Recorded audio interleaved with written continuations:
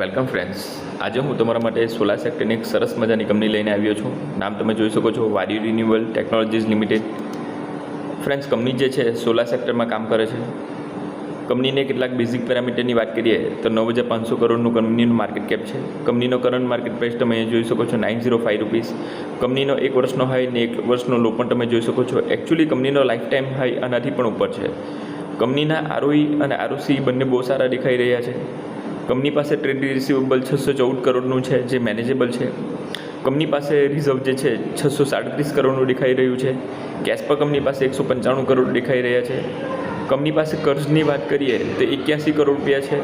Date two equity ratio 1ની નીચે છે તો દેવું ખાસું ઓછું છે એમ કહી શકાય કંપનીના માર્કેટ કેપની કમ્પેરમાં. પ્રમોટર હોલ્ડિંગ જે છે 74.3% છે, જે ખૂબ જ સારું છે. પ્રમોટરનું હોલ્ડિંગ 50% ઉપર હોય તો બહુ સારું કહી શકાય. 30% ઉપર હોય તો પણ સારું કહી શકાય. ગીરવે મૂકેલા શેરની કોઈ જ સમસ્યા નથી. અહીં આપણે જોઈ શકીએ છીએ પ્લેટ પર્સન્ટેજ 0 બતાવે છે. બાકી વાત કરીએ કંપનીના પીઈની તો 22.5 છે. ઇન્ડસ્ટ્રી પીઈ 24.3 છે. તો અહીં કંપનીનું વેલ્યુએશન જે છે પીઈને અકોર્ડિંગ ફેર વેલ્યુએશન છે એવું કહી શકાય. ફ્રેન્ડ્સ, મેં ગ્રોથને અકોર્ડિંગ પણ વેલ્યુએશન કાઢું છું. મારા અકોર્ડિંગ ગ્રોથ ને વેલ્યુએશન બંને બહુ મહત્ત્વના છે.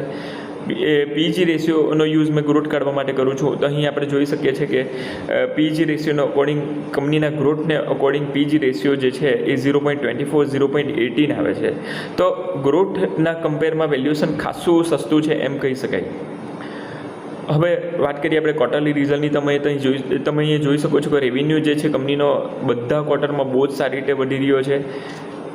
નેટ પ્રોફિટ પણ એ તમે બહુ જ સારી રીતે વધતા જોઈ શકો છો. તો ઇન શોર્ટ ફ્રેન્ડ્સ, કંપનીનો ગ્રાઉન્ડ લેવલે બિઝનેસ બહુ જ સરસ છે.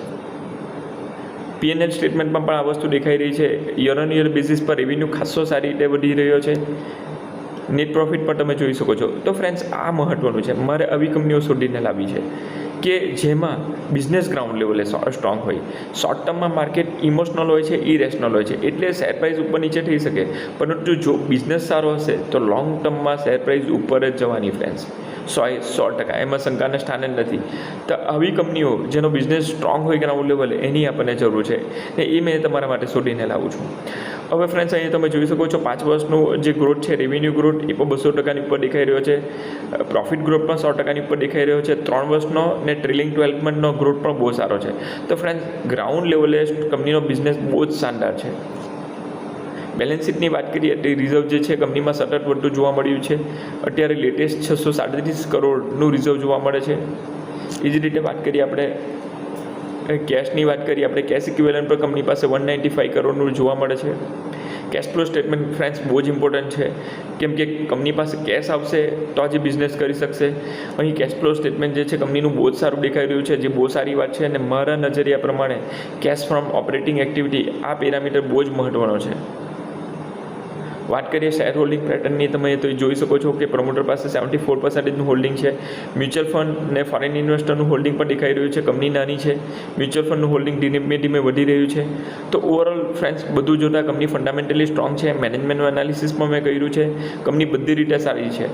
પીને અકોર્ડિંગ કંપનીનું વેલ્યુએશન ફેર છે ને ગ્રોથને અકોર્ડિંગ અંડર વેલ્યુ સ્ટોક છે. આ કંપનીમાં ડેફિનેટલી ખરીદારી કરી શકો છો ફ્રેન્ડ્સ. બહુ જ સરસ કંપની છે. પરંતુ આ મારા નોલેજને એક્સપિરિયન્સને અકોર્ડિંગ મારો ઓપિનિયન છે. તમારે તમારું રિસર્ચ પણ કરવું, ફાઇનાન્શિયલની એડવાઇઝરની સલાહ લેવી ને આ વિડીયોને એજ્યુકેશનલ પર્પઝથી જ સમજવો ને એક સ્ટોકમાં ક્યારે બધા પૈસા નહીં નાખવા. માર્કેટમાં એની ટાઈમ કંઈ પણ થઈ શકે છે. સો ડાયવર્સિફિકેશન કરીને ચાલવું. બાકી આવા જ સરસ મજાના સ્ટોક હું તમારા માટે લેતો આવીશ, જેની વેલ્યુએશન પણ બહુ સારી હોય ને ફંડામેન્ટલી પણ સ્ટ્રોંગ હોય ને મેનેજમેન્ટ પણ સારું હોય. અત્યારે હાલ આટલું જ વિડીયોમાં, બાકી મળીએ છીએ નેક્સ્ટ વિડીયોમાં. Thank you so much.